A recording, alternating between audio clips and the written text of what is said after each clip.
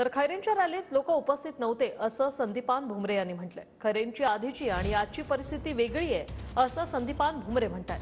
खैरेंकडे कोणताही मुद्दा नाही, त्यांनी विकासावर बोलावं असं भुमरेंनी म्हटलंय। तर भुमरेंच्या रॅलीत सहभागी झालेले सर्व लोक पैठणमधील असं खैरे म्हणतात।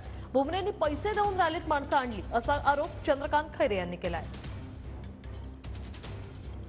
खैरेचा जो अर्ज भरला आणि जे लोक ते आणले हे तुमच्या मीडियामधून आम्ही बघितलं की 25 वर्ष ज्यावेळेस खैरेंचा अर्ज भरीत होते त्यावेळीची परिस्थिती, त्यावेळेचा जनसमुदाय आणि आजची परिस्थिती हे आपल्या लक्षात आलं असेल की किती फरक झालेला आहे।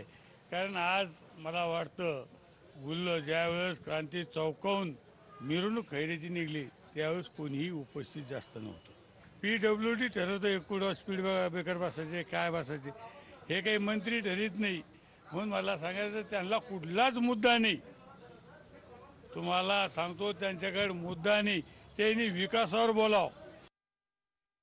गाड्या लावून त्याला काय अर्थ नाही। आणि कुठले होते माहिती आहे ते पैठणचे जास्त होते।